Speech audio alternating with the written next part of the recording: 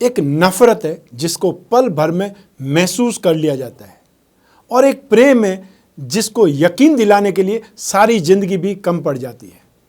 इसलिए रिश्तों की कदर भी पैसों की तरह करनी चाहिए, क्योंकि दोनों को कमाना मुश्किल है पर गंवाना आसान। याद रखिए, अगर आप उम्मीद नहीं करेंगे तो आप वह हासिल नहीं कर पाएंगे जो उम्मीद से ज़्यादा है। नमस्कार, मैं हूं कमल श्रीमाली। आप सभी का बहुत बहुत स्वागत करता हूं आपके अपने चैनल में। और मकर राशि में 23 मई 2021 से वक्री हो रहे शनिदेव के इस विशेष एपिसोड में, यह एपिसोड आपकी राशि पर आधारित है और सिर्फ वक्री शनि के प्रभाव पर ही निर्धारित है। यह तो आप सभी जानते हैं कि समस्त प्राणियों के जीवन पर ब्रह्मांड में स्थित ग्रहों का प्रत्यक्ष प्रभाव पड़ता है। यह प्रभाव अनुकूल या प्रतिकूल हो सकता है, तो पॉजिटिव या नेगेटिव कोई भी हो सकता है। ग्रहों में अत्यधिक शुभ और अत्यधिक अशुभ फल देने के लिए शनि को जिम्मेदार माना जाता है। शनिदेव को भाग्य विधाता भी कहा जाता है, परंतु शनिदेव की जब अशुभ दृष्टि पड़ती है तो राजा जैसा जीवन जीने वाला व्यक्ति की भी फकीरों जैसी जिंदगी गुजारनी पड़ती है। शनि की कुदृष्टि पड़ने से सब कुछ लुट सा जाता है, जीवन में अचानक उलटफेर होने लगते हैं, निरंतर असफलता, अपमान, तिरस्कार सहन करना पड़ता है। आज विज्ञान भी इस तथ्य को स्वीकार करता है कि ग्रह उत्पन्न ऊर्जा का मानव शरीर पर असर पड़ता है। इसी आधार पर भारतीय ऋषि मुनियों ने इनके अनुकूल प्रतिकूल प्रभाव का अध्ययन करके ज्योतिष के माध्यम द्वारा निरूपित करके स्वीकार किया है। आइए जानते हैं कि मकर राशि में वक्री शनिदेव आपको क्या प्रदान करने वाले हैं। वैसे शनि के साढ़े दुष्प्रभाव को कम करने के लिए शांति के उपाय इस एपिसोड के अंत में वर्णन कर रहा हूँ, वो आपके लिए विशेष रूप से 23 मई 2021 से नवग्रह मंडल के सर्वोच्च न्यायाधीश शनिदेव की चाल बदलने वाली है। वे उल्टी चाल अर्थात मकर राशि में वक्री होने वाले और 141 दिनों तक 11 अक्टूबर 2021 तक वक्री रहेंगे। वक्री ग्रहों के संबंध में ज्योतिष प्रकाश तत्व में कहा गया है कि क्रूर ग्रह वक्री होने पर अति क्रूर फल देते हैं तथा सौम्य ग्रह, शुभ ग्रह वक्री होने पर अति सौम्य, अति शुभ फल देते हैं। जातक तत्व और सारावली ग्रंथों के अनुसार यदि शुभ ग्रह वक्री होने पर पद, प्रतिष्ठा, धन, वैभव ये सब प्रदान करते हैं, तो पापी ग्रह वक्री होने पर भी धन, यश, प्रतिष्ठा की हानि करेंगे, अर्थात प्रतिकूल प्रभाव मिलने की संभावना ज़्यादा बढ़ जाएगी। शनि के वक्री होने के संदर्भ में ज्योतिष के कुछ ग्रंथों में कुछ और भी लिखा गया है, जैसे शनि वक्रे च दुर्भिक्ष रुंड मुंडा च मेदिनी और शनि वक्रे जने पीड़ा। इसका अर्थ है कि शनि के वक्री होने के समय में दुर्भिक्ष अर्थात अकाल फैलता है और प्रजाजन रोग और पीड़ा से ग्रसित हो जाती है। तो आपको ज़्यादा ध्यान रखना पड़ेगा, महामारी से संबंधित ज़्यादा सावधान रहना पड़ेगा, अपनी सुरक्षा के बारे में ज़्यादा सोचना पड़ेगा।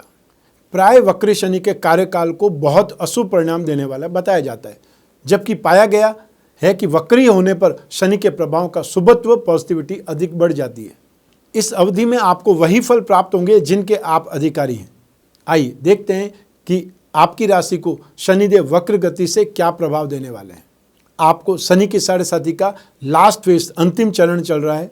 मकर राशि में स्थित होकर के वक्री शनि थर्ड दृष्टि से, तीसरी दृष्टि से फोर्थ हाउस को, सुख भाव को, सातवीं दृष्टि से एट्थ हाउस को, मारक भाव को, और 10वीं दृष्टि से लाभ भाव अर्थात 11th हाउस को प्रभावित करेंगे।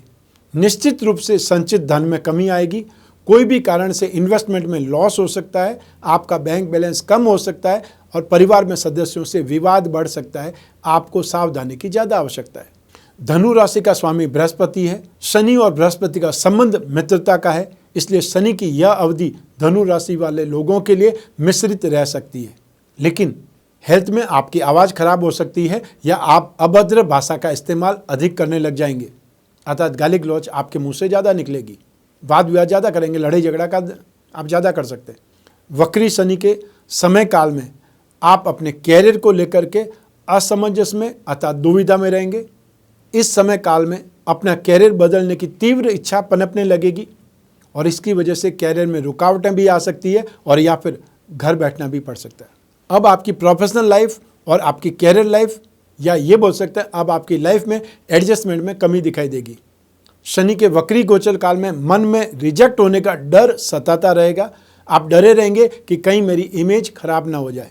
शनि आपकी राशि से सेकंड हाउस में स्थित होने के कारण इसके परिणाम स्वरूप पत्नी के स्वास्थ्य को लेकर के विशेष रूप से परेशान हो सकते हैं। सेकंड हाउस सप्तम भाव से मारक भाव होता है, अतः सप्तम भाव से जब गिनेंगे तो सेकंड हाउस 8th हाउस आएगा। बार बार हॉस्पिटल के चक्करों से आप हताश हो जाएंगे, स्वभाव आपका चिड़चिड़ा हो जाएगा, अपनों से ही वैर विरोध बढ़ेगा, फाइनेंशियल लॉस ज़्यादा होगा या खर्च ज़्यादा होने से परेशानी ज़्यादा होगी, और जो आपका काम काज है उसमें भी आपको अब संघर्ष दिखाई देगा। शारीरिक दृष्टि से आप कमज़ोर होने लगेंगे और सुखों में कमी दिखाई देगी, सुखों में कमी महसूस होगी। नज़दीकी रिश्तेदार और सहयोगों से भी सहायता प्राप्त नहीं होगी और हर समय चिंता बनी रहेगी। चाहे आप कितने भी अच्छे हों, आपने कितनी भी हेल्प की हो लोगों की, लेकिन आपको जब ज़रूरत है तब शनि की 7.5 के कारण हेल्प नहीं मिल पाएगी। आइए अब बात करें शनि की दृष्टियों के फल की। शनि को 2 दृष्टि विशेष मिली हुई है, राशि से 3rd हाउस और राशि से 10th हाउस, और अपने से 7वें भाव को तो हर ग्रह देखता ही है।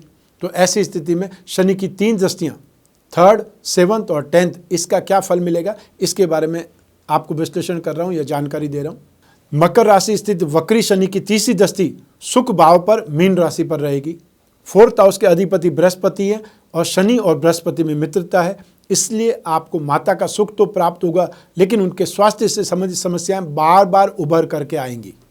और साथ ही जमीन जायदाद भूमि भवन का सुख भी आपको विवाद के साथ में मिलेगा, अर्थात कोई न कोई अड़चन हमेशा आपको परेशान करेगी, लेकिन आपके हाथ से जमीन जायदाद छूटेगी नहीं।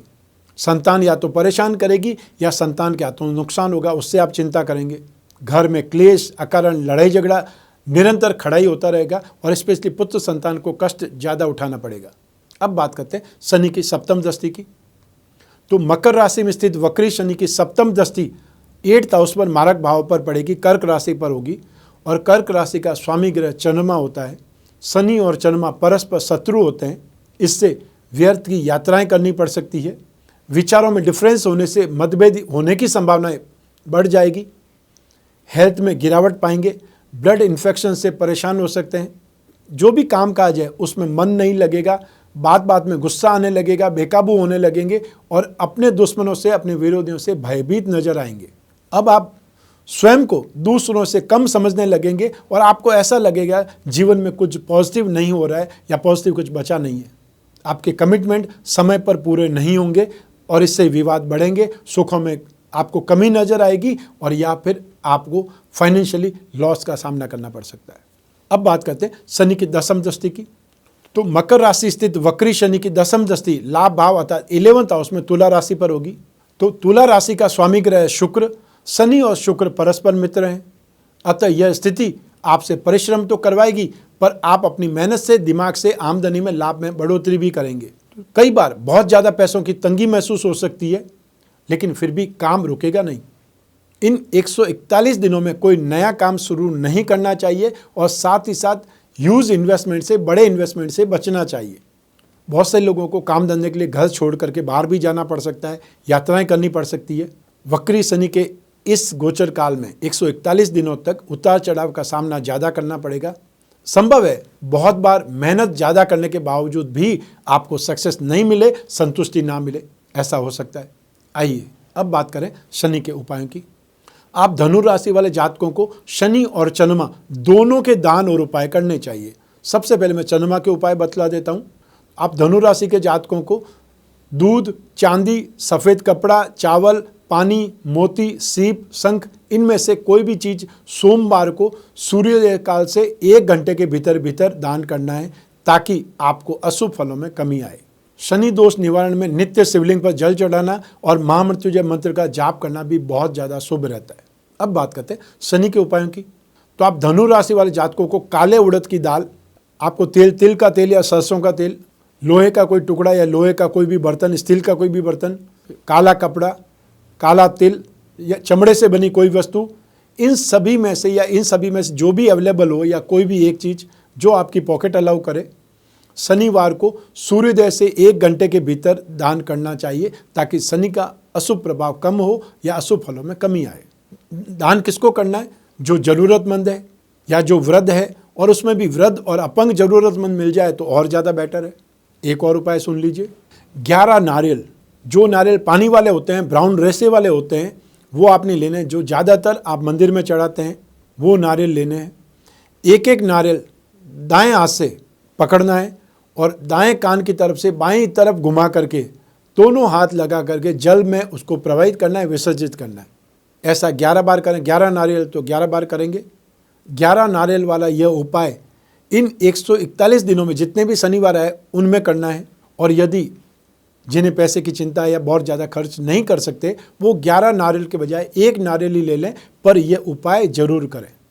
हर शनिवार को वट वृक्ष या पीपल वृक्ष के नीचे सूर्यास्त से पूर्व आपको तिल के तेल का या कड़वे तेल का दीपक जला करके दूध और धूप आदि अर्पित करने चाहिए। शनिवार के दिन बंदरों को या काले कुत्तों को लड्डू खिलाना चाहिए। यह भी शनि के कुप्रभाव का शमन करेगा, कमी करेगा। शनि से उत्पन्न भीषण समस्याओं के लिए भगवान शिव, हनुमान जी की पूजा एक साथ में करनी चाहिए। शनि चालीसा, शिव चालीसा, बजरंग बाण, हनुमान बाहु की हनुमान चालीसा का पाठ एक साथ में करना चाहिए। अतः शिव जी का जब कोई पाठ करे तो हनुमान जी का भी करना है, ये ध्यान रखिएगा। मछलियों को आटे की गोलियां खिलाएं। शनि यंत्र की अंगूठी या शनि यंत्र का लॉकेट धारण करें। शनि पिरामिड या नवग्रह पिरामिड जहां आप सोते हैं उस रूम में रखें, आसपास रखें। इससे आपको थेरेपी मिलेगी, आप सुरक्षित रहेंगे। आप पर शनि का नेगेटिव इम्पैक्ट आपकी बुद्धि पर नहीं पड़ेगा, आपके शरीर पर नहीं पड़ेगा। इससे आप शांत भी रहेंगे, सुरक्षित भी रहेंगे और साथ ही साथ आपकी बुद्धि भ्रमित नहीं होगी। दशरथ रचित शनि स्तोत्र का पाठ तो सर्वश्रेष्ठ है ही। यदि वो नहीं कर पाए तो फिर नित्य शनि चालीसा का पाठ करें या शनि मंत्रों का जाप करें। तो शनि का एकाक्षरी बीज मंत्र है ओम शम शनिश्चराय नमः, और यहाँ पे शनि का तांत्रिक मंत्र है ओम प्राम प्रीम प्रोम सह शनये नमः। जो गायत्री के उपासक हैं वो शनि का गायत्री मंत्र का जाप कर सकते हैं। ओम भगभवाय विद्महे मृत्यु पुरुषाय धीमहि तन्नो शनि प्रचोदयात्। शनि दोष निवारण कवच या नवग्रह दोष निवारण कवच बना करके भी धारण कर सकते हैं। और ये कवच वर्ष के 365 दिन नहीं बनते हैं। जब भी विशेष समय काल आता है, विशेष मुहूर्त आता है, तब ही ये कवच बनते हैं। आपके लिए बनते हैं, आपकी इन्फॉर्मेशन से ही बनेंगे। अर्थात आपको कवच बनवाने के लिए अपना नाम, अपने पिता का नाम, माताजी का नाम, गोत्र, कास्ट, एड्रेस, ये सब कुछ देने होंगे जो पूजा में संकल्प के लिए जरूरी होते हैं। आने वाले समय में अक्षय तृतीया पर एक बार फिर कवच का निर्माण होने वाला है, तो उससे पहले आप हमें सूचना दे सकते हैं। तो जो भी हो सके, जितना भी हो सके, आपको शनि शांति के उपाय जरूर करने चाहिए, क्योंकि आपको शनि की 7.5 चल रही है और ये शनि की 7.5 17 जनवरी 2023 तक हर हालत में चलती रहेगी। बीच में सिर्फ आपको 2 महीने और 7 दिन का राहत मिलने वाली है। ये था धनु राशि के लिए वक्री शनि का राशिफल और साथ साथ विशेष उपाय भी। लेकिन ये राशिफल आपकी जन्म कुंडली में से एक ग्रह चंद्रमा को आधार बना करके, राशि को आधार बना करके मैंने बतलाया है।